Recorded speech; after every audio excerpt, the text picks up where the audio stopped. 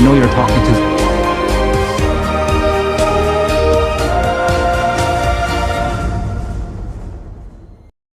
好，各位亲爱的房东网的观众朋友，大家晚上好，欢迎您再次收看房东网嘉宾访谈节目。今天呢，我们请到了来自 Plentitude Judi Paré 和他的助理 David Huang， Investor Relationship Manager David Huang， 欢迎他们。我们房东网的投资的村友啊，好多人咱们都是投资民宅，平时比如说我们要买个房啊，买个房的时候有可能去银行申请贷款贷不下来了，或者是呢，这个咱们的民宅出租了，完了呢，租客不爱交租金，晚交甚至不交了，跟咱闹矛盾了。平时给您打个电话说我这洗碗机坏了，洗碗洗不干净了。或者说是有的租客不幸下雪呀，冻冰了摔倒了，然后摔伤了，说这个给房东打电话说您的责任是吧？您没铲雪，我在您的院子里摔倒了，您给我赔偿是吧？就好多这种问题。或者呢，也许有的观众朋友想投资，但是呢，也许您投了很多这个房子了哈。或者是您不愿意投房，不愿意跟租客打交道，手里又有一些个这个现金，有一些个 cash， 我就想快点投资，找一个合适我自己的项目，我不想动脑子，我就想这个找个人替我是吧？那个让钱省点钱，快一点，那怎么办呢？那我觉得，如果今天晚上来听我们直播的观众朋友呢，您可能就能在今天Judi的这个演讲里边得到答案。那么下面我们就先有请 David 黄来给大家介绍一下 Plentitude 和 Judi。David 有请。好的，大家好，我是丰盛地产投资客户关系经理黄基峰 David， 很高兴再度受到房东网邀请 ，Plentitude 创办人 Judi Paré 和我参与此次线上活动。我想目前大家持续关心的话题与焦点还是在高利率时代下如何进行地产投资。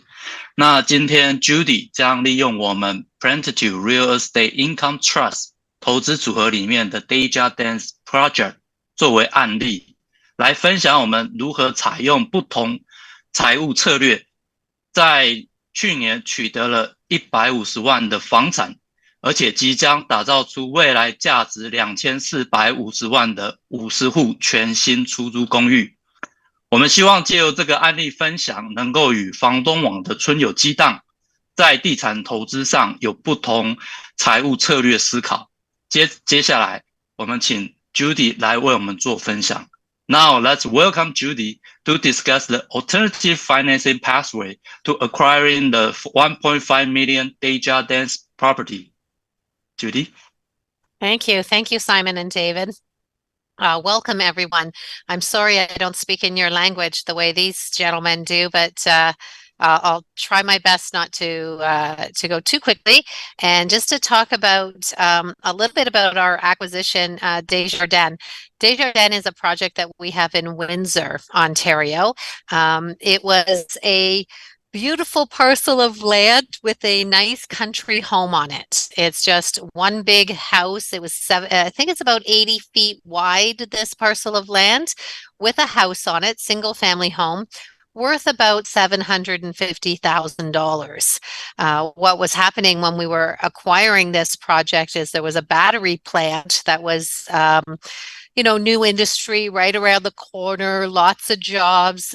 Market prices were going up in the neighborhood because of all of the jobs coming in and the economic growth of the area.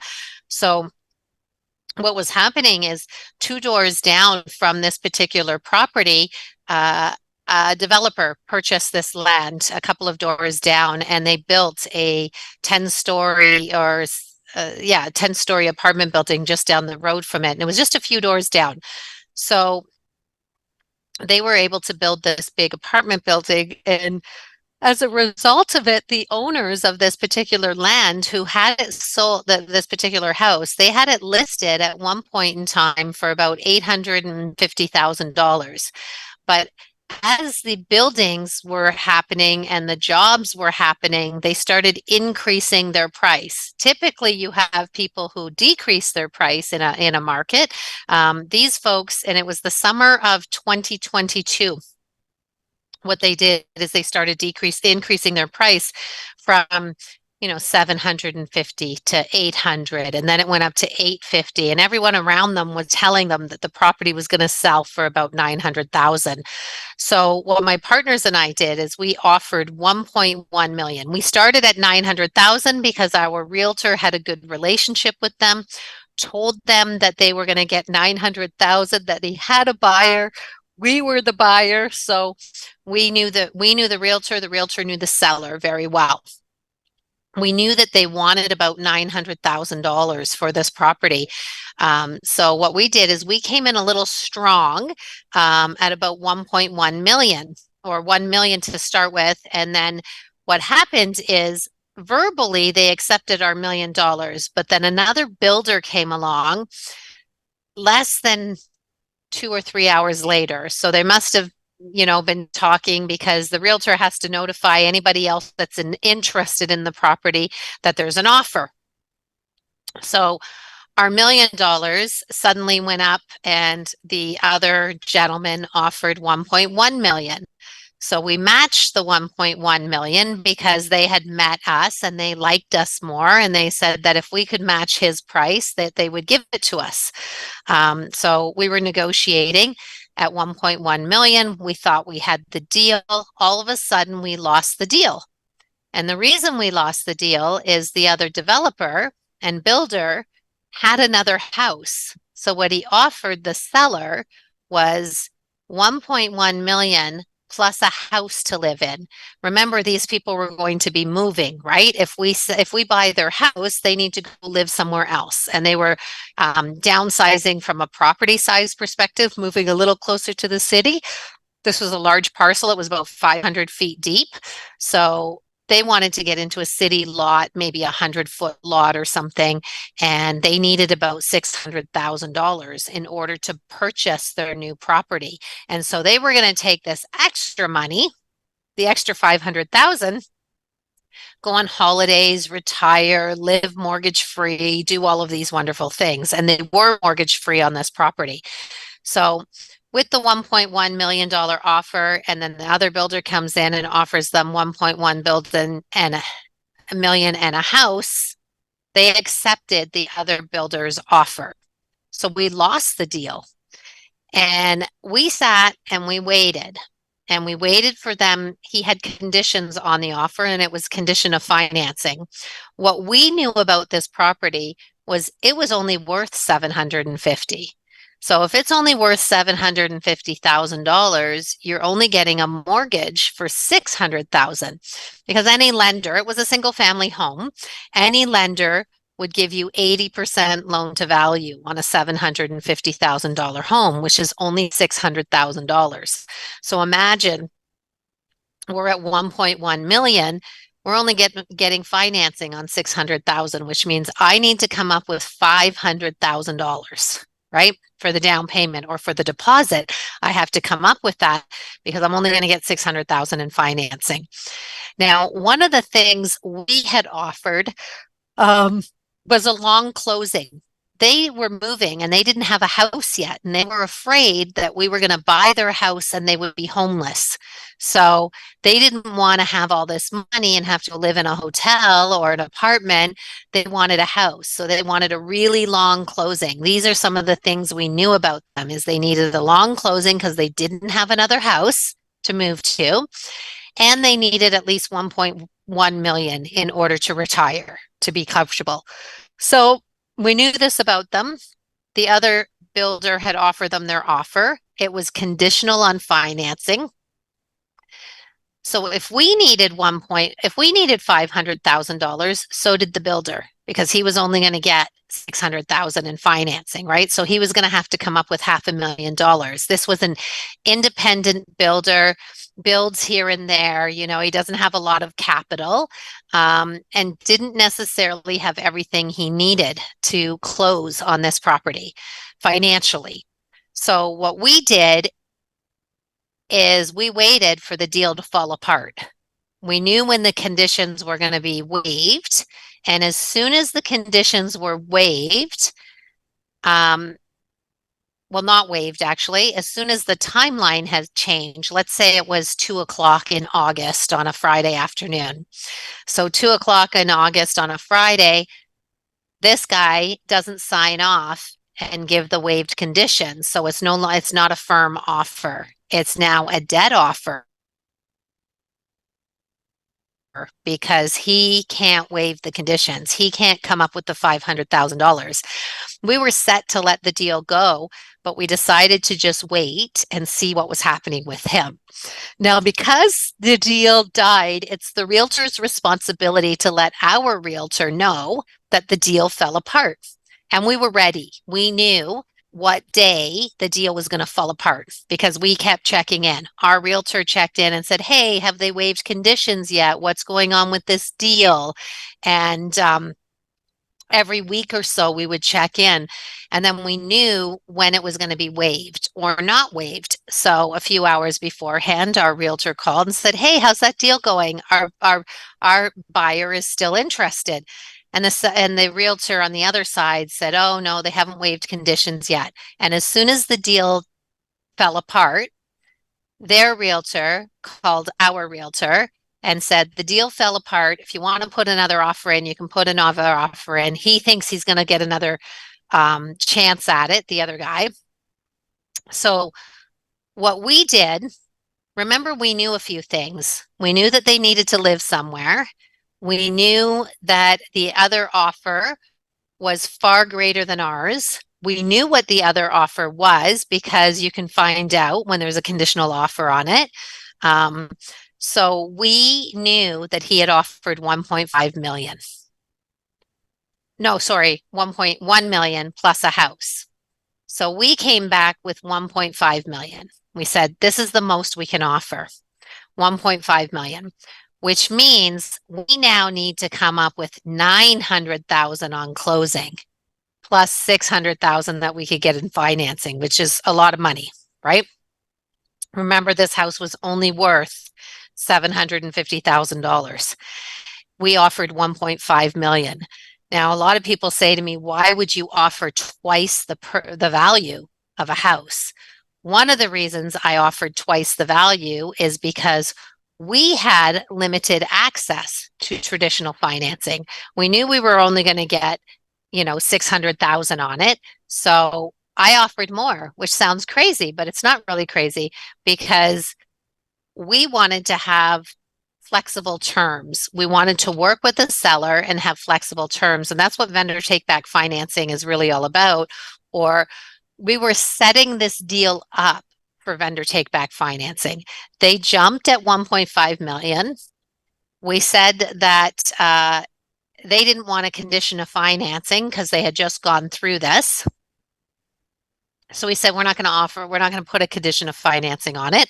What we want is a home inspection. That's all. And the second thing we wanted was the ability to act as the power of attorney of the property. While the conditions were, not the conditions, but while we were closing on the property, they wanted a really long closing. Remember, they didn't have a house. So what we offered them was an 8-month closing. We said, look, you know what? Here's the deal. If you find a house, you let us know, and then we'll reconsider the closing date. So we gave them a really long closing. They said, well, that's really great. Our closing originally was in June and our offer went in August. So we gave them till June to find a house. Well, they found a house and they were going to move in May. So they found a house in May and they needed their money to buy their house.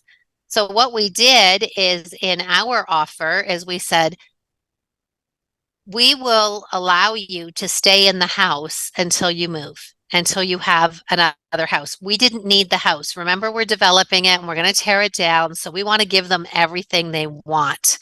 So one of the things was give them a place to live, give them all the money they want, which is 1.5 million, and give them a really long closing so that we had time to come up with the money, because remember, we knew we could only get financing on about 600,000, and we were going to have to raise 900,000 of this. So we wanted time, and then they wanted time. So it was win-win.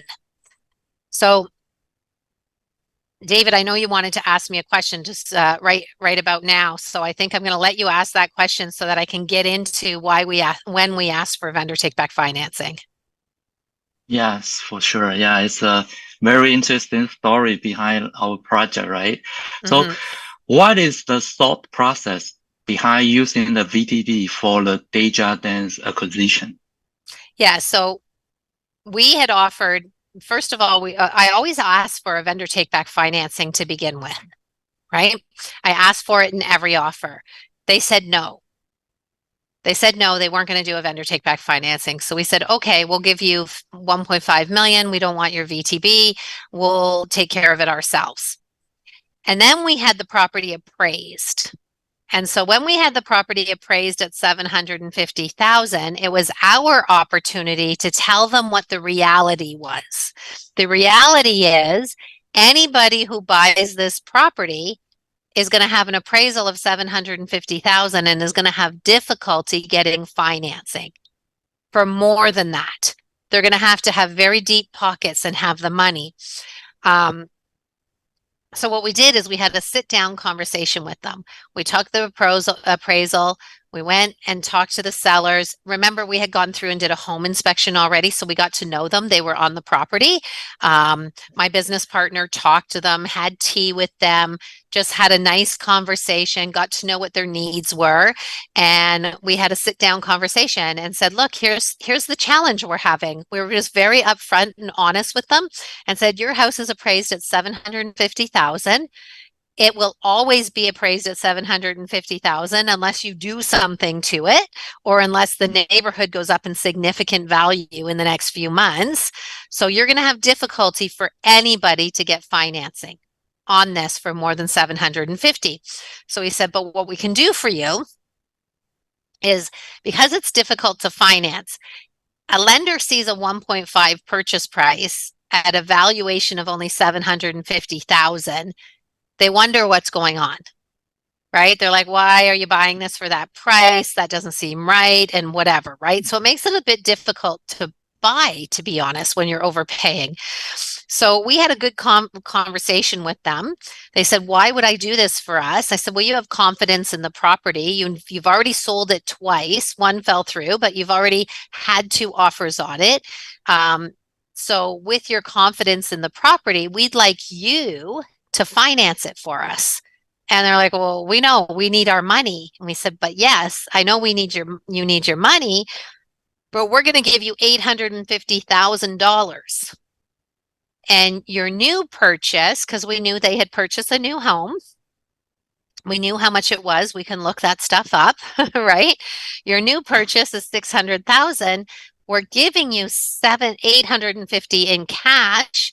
And we need you to hold financing for us for 650. And they're like, no, we need to buy our house. We said, okay, with the 850,000 we're giving you, you're going to buy your house.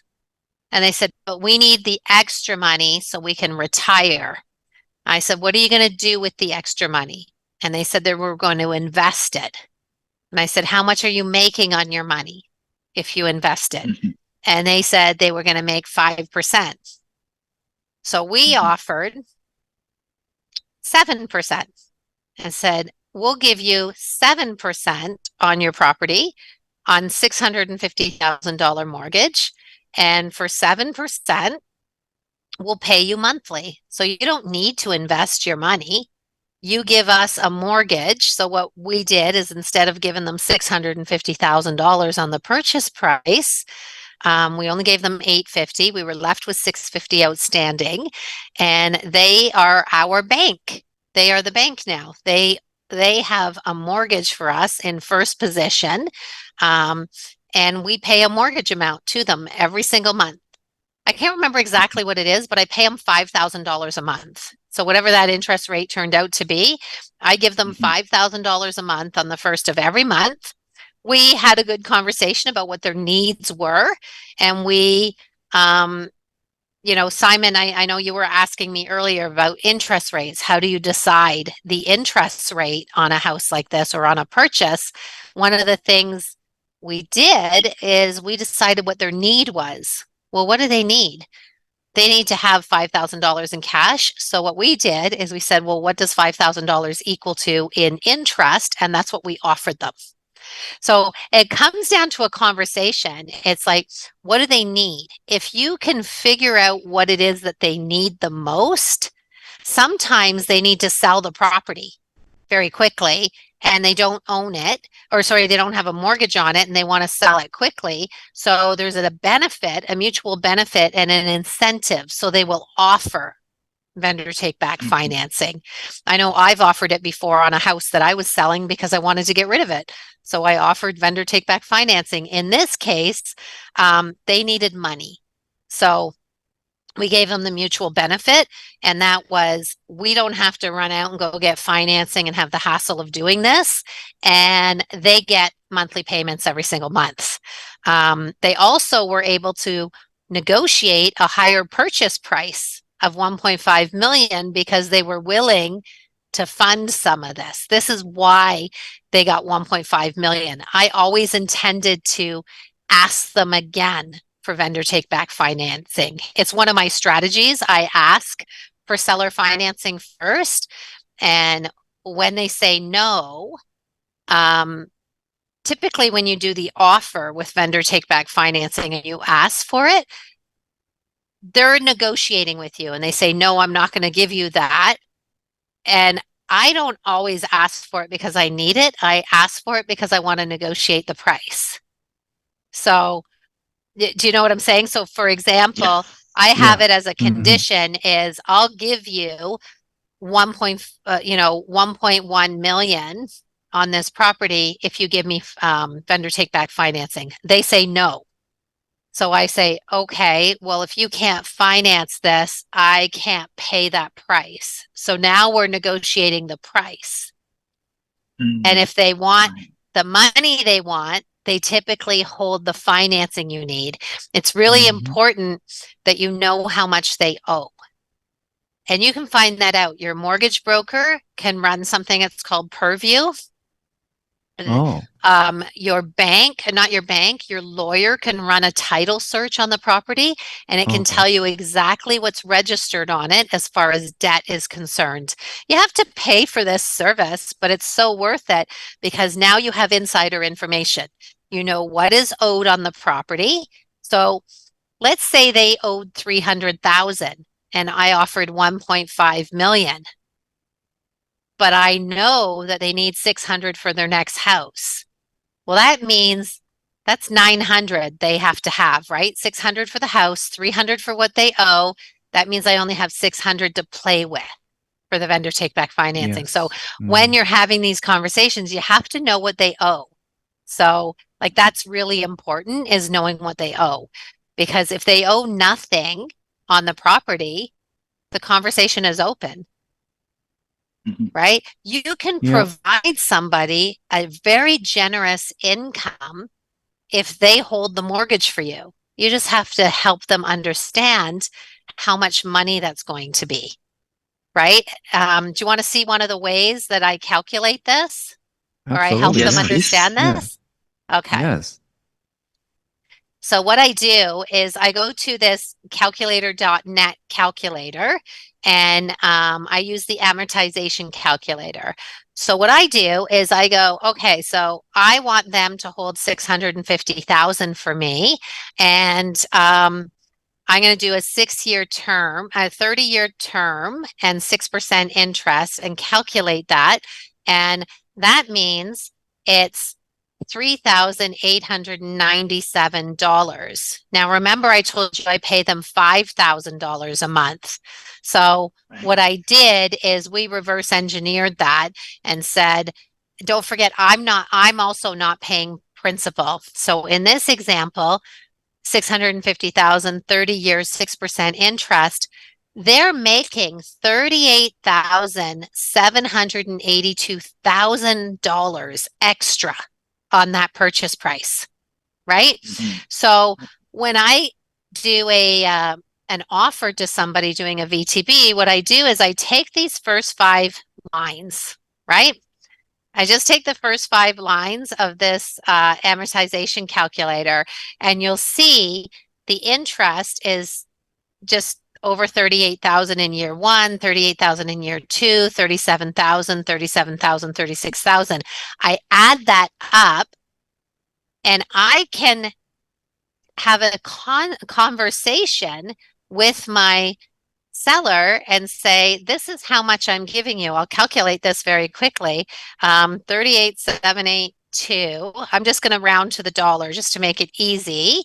290 plus we're going to add 37,767 plus we're going to have another year of interest, 212. Now, not everybody will hold this for 5 years for you. Okay. But you have to determine how long will they hold it for you. If they hold this mortgage for me for 5 years, they're going to make an extra $188,000, $674. Okay. So close to $190,000 is how much more they're going to make if they hold this for me. So what I do is I say, you're holding $650,000 for me, but I'm giving you an extra $188,000 because I'm going to owe you $604 at the end, right?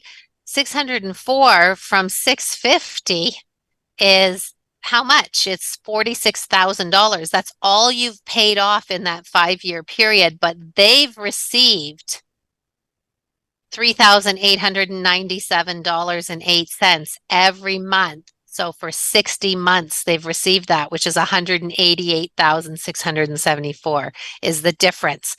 They're making all that extra money. So in theory, you're buying this property for about $840,000 because you're paying all that interest, right? So when you're able to communicate with the seller that they're making more money if they hold financing for you, quite often they agree to it, even if it's a small portion of it, right? Remember, they only held $650,000 on this on $1.5 million. We came up with $850,000 and they held the other $650,000 as a first mortgage. Now, people would ask me, where the heck did you get $850,000 as a down payment? Well, I went to one of my other properties that was mortgage free and I put a mortgage on it. And I used that money to go buy this house, to go buy this property. And the reason we wanted to have control of the property for so long is so that we could do work. We weren't renovating. We weren't rehabbing this house. We were going to tear it down. So what we did in that period of time is we worked with the city to increase the value. How do you increase the value of a property without doing anything to the house? You change the use of the land. So what we did is we changed the use of the land to a multi-residential property, and we went to the city and got site plan approval for a 50-unit 6-story senior housing development. So we went from having just in paperwork, we haven't built this yet. We purchased it for $1.5 million and we increased the value to $4.5 million before we even purchased. 8 months later, we closed on the property. We had all of the documentation and everything done. And we closed in May. And by July, we already had our community meeting with all of the neighbors and everybody around to announce that we were doing a 50-unit apartment building. And so that's how we increased the value. And we did it through creative financing, leveraging other properties, using a VTB on this one, overpaying for it because we had a strategy in place on how we were going to pay it out. So I'll leave it to you guys to ask me some questions because I'm sure there's a few. I've said a whole lot of things, but this is how just knowing how a mortgage calculator works and like being able to do this. If I had only had them do this for 2 years, I would still owe them $633,000, right? but I've paid them $75,000 in extra interest. I only took $15,000 off the principal, but they got an extra $75,000 in interest. So doing seller financing and understanding how the math works and how much value you're giving to the seller, if you can demonstrate the value to the seller, they will participate in this all the time. And if you have a seller that is selling a property that is not their primary residence, they get to defer their taxes or their capital gains on that property for every year that they hold financing for you. So it's very beneficial. There's always mutual benefit when you're doing vendor take back financing. Okay, I'll give it to you guys for questions. How hard or how easy is it to change the use of the land? It's a long process, or? Sure, 6 months. 6 months. Wow. Yeah. It's shorter than I thought. Yeah, it's about 6 months to change the use and to go through the process with architectural drawings and things like that. Sometimes it takes about a year. We're in some of the design discussions and building permit phase right now, where we get the use of the change use. We had to change the zoning and then do a site plan. And with that site plan, there's all sorts of reports that you have to submit, like noise and vibration, shadow studies, archaeological, geotechnical. There's all sorts of traffic studies, all sorts of reports that you have to do in that period of time. But here's the great news. They can all happen at the same time. So they only take several months to do. Like, it usually takes anywhere from 4 to 8 weeks to do these things. So if you can get all of your report folks on board at the same time and have them going, you need a little bit of capital to make that happen, because the reports aren't cheap. In total, it probably cost us about $100,000 to $150,000 in reports and drawings and all of that, submission fees, all of that. So you need a little extra money if you're going to do a site plan approval or a change of use. So as somebody who develops properties, and David, you were talking about the REIT a little bit. We do properties. We find properties and repurpose them and build them so that it's affordable housing or senior housing or accessible housing, because we want to do things that have a social impact on communities.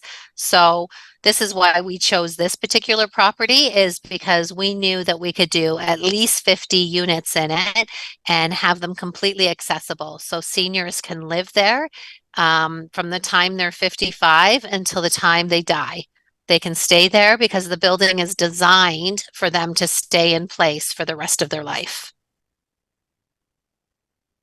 Yeah, and not to mention that how much value we already create. For example, that for this Desjardins project, the after repair value is gone up to 24.5 million, right? And even though we have a construction and those carrying costs that gonna cost us 16.5 million, this whole project we still have a net profit 8 million, right? So this is how we create for our real estate income trust investor, right? And also it's definitely the 3 wins, right? We help our community, cities deal with those problems, provide our solution, but also we help our investor enjoy higher return. And while at the same time, we create a value. Then so many senior that is able to live this like wonderful property, right? So it's really 3 like win-win-win.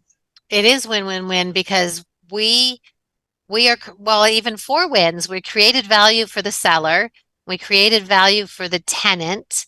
We're creating value for the community and for us, and we create value for the investors, because the investors, people who invest in our project or in our portfolio of projects, because that's what our REIT is it's a portfolio of projects, there's 5 projects that we have that are have a component of CMHC, affordable housing, or senior housing in them. Everything we do is dedicated to offering affordable homes. And even though we offer affordable homes and have affordable market rents, we're able to still give extremely high returns. So we're talking 15 to 18% return. This is the target that we're targeting for these developments, and we're able to do that for our investors because of funding and some of the construction cost savings that we get. And a lot of it is because we have a construction company within our company, so we're able to save a lot of money in costs. And because we're doing affordable housing and social initiatives, we get a lot of government grants. We get a lot of support from the provincial level, from the federal level, as well as the community level. On this particular building, we've been offered a grant just to do all of the sidewalks. So all of the sidewalks will be covered by the City of Windsor that are coming into this property because they want to make them all accessible so that you have the Braille readings on it, you have the ramps, you have everything there so that the entire building is accessible. And the city's given us a grant for that. So that's kind of cool. And the money we save comes right back to our investors. Yeah, exactly. Exactly. Yeah. So Simon, why don't we take a look at is there any question from our audience? Yeah, sure. So 观众朋友刚刚听的朱迪讲的这个 Wonder Take Back 和他这个整个这个操作的过程有什么问题没有？可以通过打字的方式提出来啊。如果您在 YouTube 上面收看我们的节目，也可以在 comment 栏里留下您的问题，我们的导播也可以把您的问题拷贝过来，我们就可以看到了哈。哎，有个朋友举手了，李平朋友，那我们因为在直播不能让您说话，您能不能把您的问题在那个 chat 栏里打出来，好吗？ So help me understand this. People are able to add their question right in YouTube? Yes, and they right can. in Zoom. Just, Fantastic. Yeah. Well, sometimes people are shy and don't want to Yes. ask questions. So Yeah. I know you guys had a few that you wanted to ask. And if we don't get them there, then we'll go to some of the questions that you may have had. Right. Why don't we ask some questions, David? Yeah, for sure. Yeah. So, Judi, right now that I understand that we are going to, after that, we're going to apply for CMHC co-investment in affordability and accessible housing construction financing for the Desjardins project, right? Can you talk about it? Yeah, so the way it works is depending on your project and feasibility with CMHC directly, one of the things that they do is they look at your project and they decide whether they're going to offer you 95% loan to cost or 75% loan to cost. And it really depends on how much you have in equity, what you're doing, what is the goal, how much funding is available. Quite often, depending on how accessible or how affordable the units are, you can get up to 95% loan to cost, and that is loan to cost on the construction.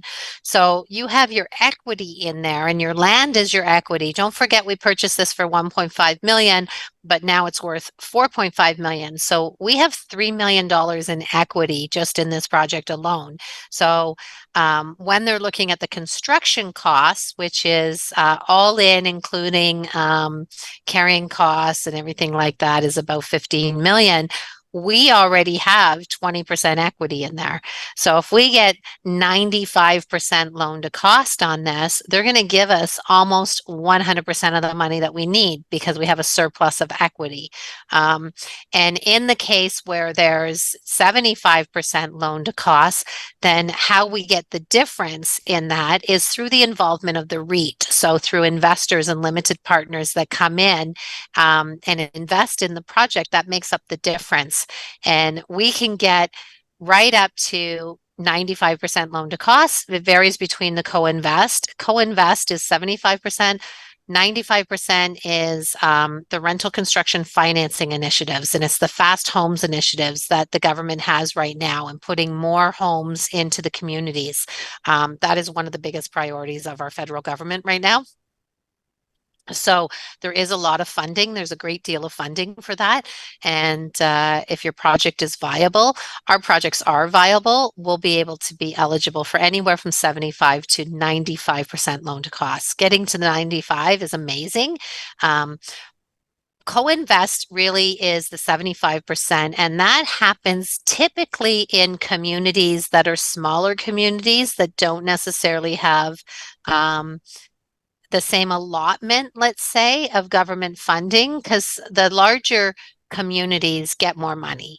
That's all. I mean, that's what it comes down to, right? Toronto is going to get more money. Toronto, Ottawa, the big cities, London, Windsor is in there as being able to get a little bit more money. And depending on your project, it's competitive. You compete with other people that are going after the same money. If you don't get the 95%, you for sure get the 75%. Okay, so that's what we're budgeting for is 75. We're going for 95, but we're budgeting for 75 just in case we don't get the 95. At least there's money left in there for overruns and contingency and all of that sort of thing. So it's a quite a long process. It takes about 6 to 8 months to get that funding with CMHC, and you work directly with a CMHC representative, and they help you to determine your calculations and making sure that you're offering enough affordability or enough accessibility. And they work with you on your submission. So there's usually an agent. I'm going to call them agents or representatives with CMHC all over the country.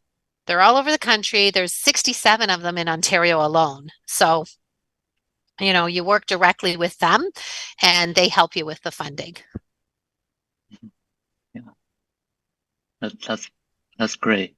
Hey, Judi, we can, stop sharing the screen so that the camera can let our audience can see us more.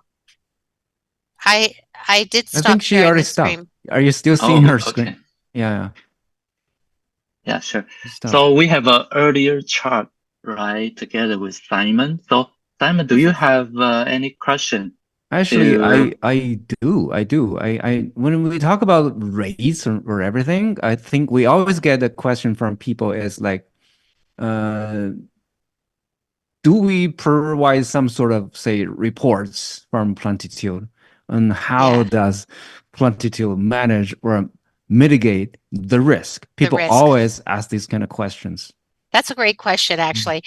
We do provide annual reports. All of the books and everything are audited for the REIT. The books are audited on an annual basis, and every quarter there will be an update on where we are in the projects and whatnot, but with an annual financial report for the REIT.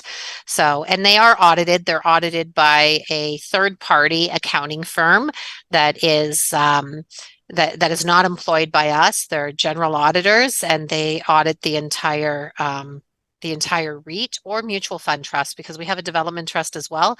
We have 2 mutual fund trusts. One of them is the REIT and one of them is the development trust, but we're talking about the REIT today.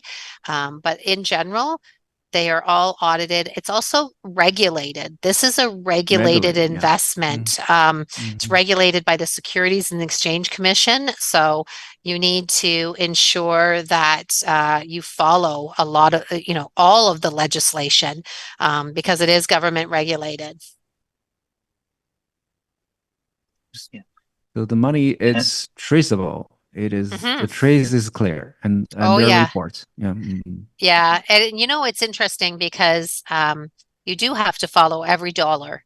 Every dollar is accounted for, and every dollar is traced. So it's interesting. I remember when I did my first audit on the REIT.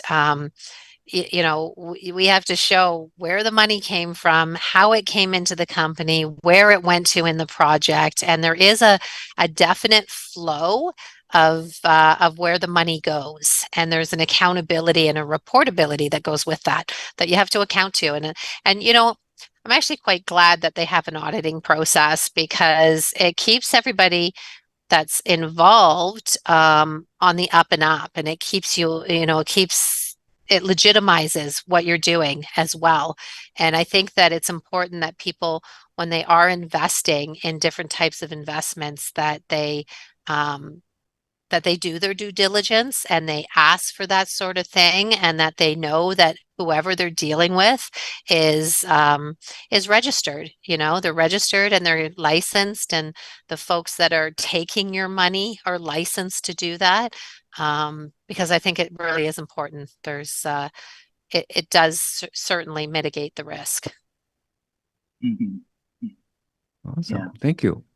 I'm not sure if anyone here who are watching our presentation got the answer, and do any one of you others have questions?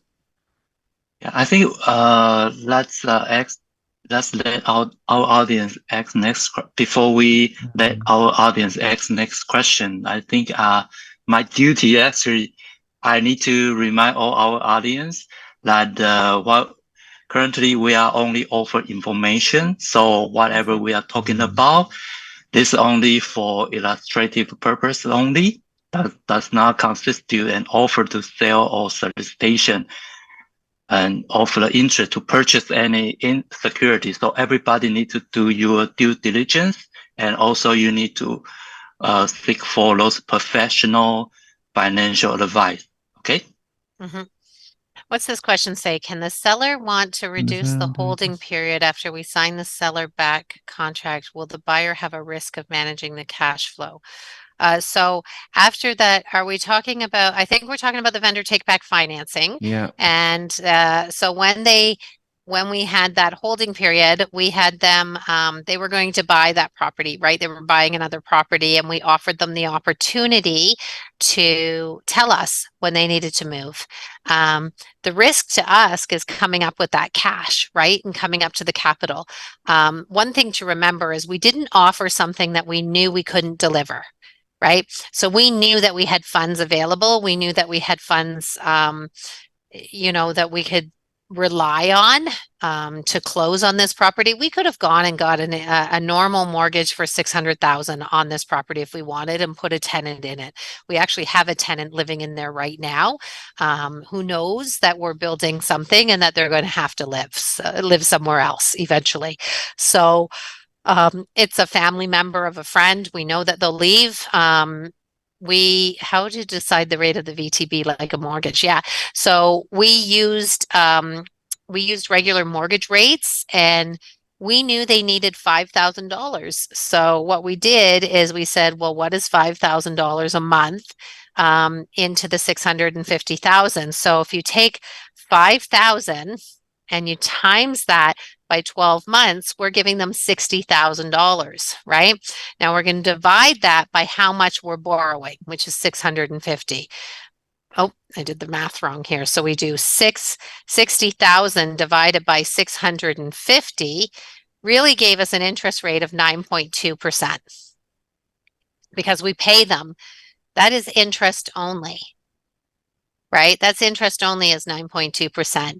And we're not giving them a principal pay down. We know at the end of this, we still owe them $650,000, and we're paying them 9.2% interest only on this. Why would I do that? Because it's cheaper than going and getting private money. 9.2% is really cheap. If I go get a private mortgage on this, it's going to cost me anywhere from 7.99 to 10% at least, plus a broker fee of 2%, plus a lender fee of 2%. So I'm anywhere from 12 to 14% if I need private money on this. So to get my seller to finance it at 9.2%, that was pretty cheap.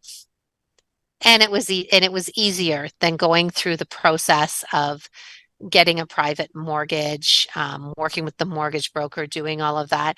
We didn't have to demonstrate our capacity to pay this back. We weren't limited because this is a single family home, remember? So you need to qualify for a single family home, right? So the corporation needs to qualify. This was a brand new corporation that we opened to do this project. So it doesn't have any financing history. So most lenders aren't going to give this brand new corporation funding.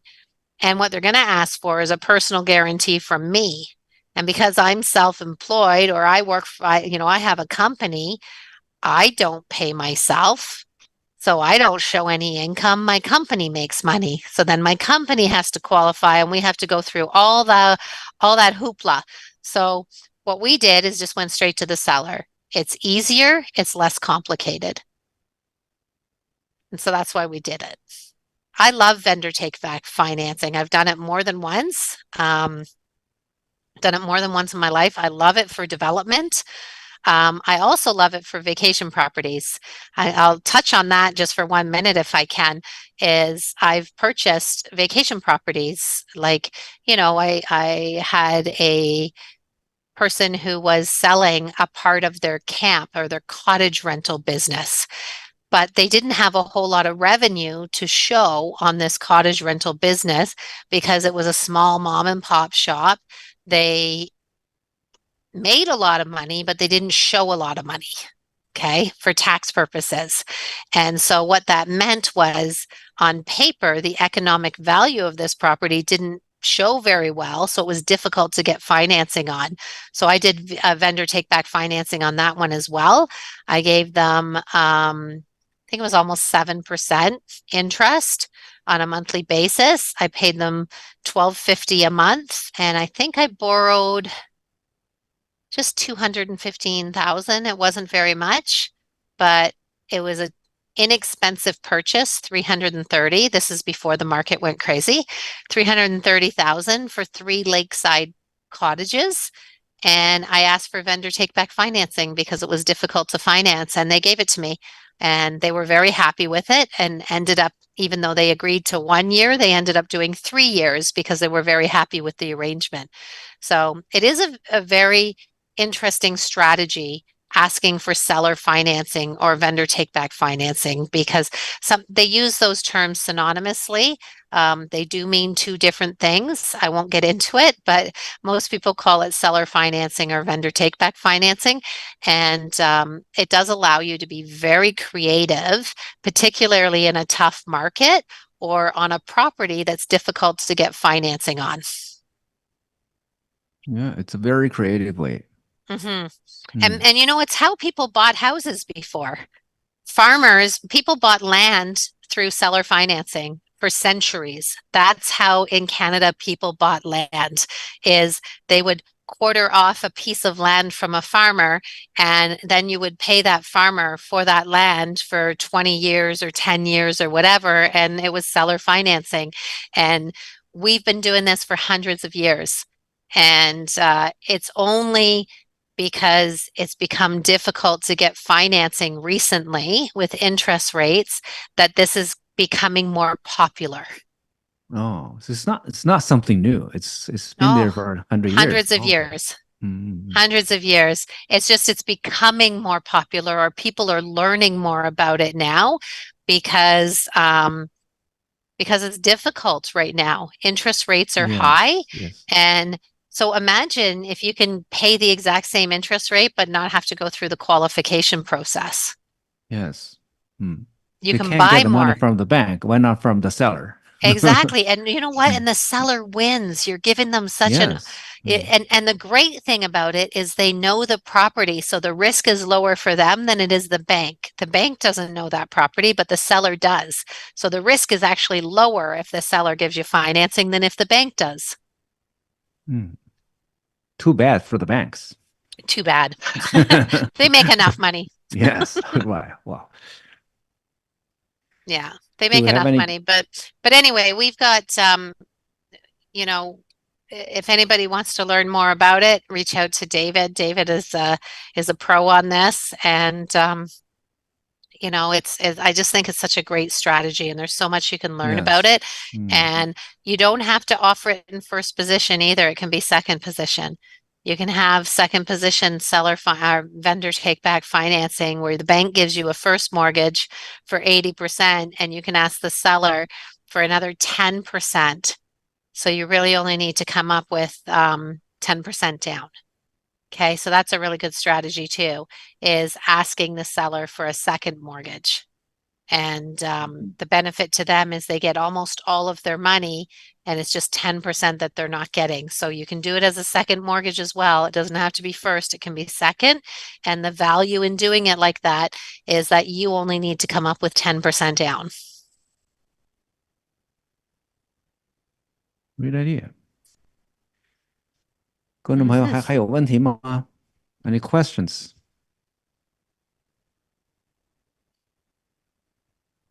看来是没有了啊。David， 你还有问题吗？ Yeah, 我这边没有了。对。So Judi, I think we got a lot of story behind our properties, right? And definitely we love to share our journey with everybody. Yeah. Yeah, you know, I'd love to share the journey. Keep an eye on us because we're doing this often. And, you know, it's one of the strategies that we employ, but I'm really looking forward to showing people how we went from, you know, a $1.5 million acquisition to a $25 million project in less than 2 years. And it's really kind of an interesting journey, but it was the only way it could happen is from investors and from the seller offering us that financing and through the investors that were involved in it. That's what makes it happen. And it's from people like you, Simon and David and everybody like that believes in real estate and believes in the power of real estate and how they can grow together. And you don't have to have a whole lot of money to get involved in real estate. Like, you know, just one final word about the Plentitude Real Estate Income Trust is you don't need a lot of money. It's $5,000 is the entry point to it. Children can get involved under the age of 18 for $500. So it's just one of those really cool things. You can own a piece of something without having to own all of it or without having to put all of your money up. So I think that's important for people to understand is you don't need all of the money to do real estate, just a little piece of it. And sometimes to tie it back to alternative financing, sometimes you get the seller to finance it for you. That's right. Yep. Okay. Well, thank you, gentlemen. Thank you for giving us an opportunity to talk about it. It's always fun to share, and you know, keep an eye on us because this story is unfolding. We're having a lot of fun with it. Awesome, thank you so much, Judi. You're 各位 welcome. 观众朋友，我们感谢 Judi 和 David。David 是讲中文的，讲 Mandarin 啊。大家如果有什么问题，对这个 Plentitude 的产品有什么兴趣，都可以找到 David 黄。我们也把他的联系方式放在了我们这个 YouTube 的description 里边，都能找到他啊。或者是大家搜索 Plentitude Inc， 都能找到他们的联系方式。好，再次感谢 Judi， 感谢 David。Thank you, Judi, and thank you, David. Thank you very much. And You're welcome. Goodbye and good night, everyone. See you next time. Thank you. Bye-bye.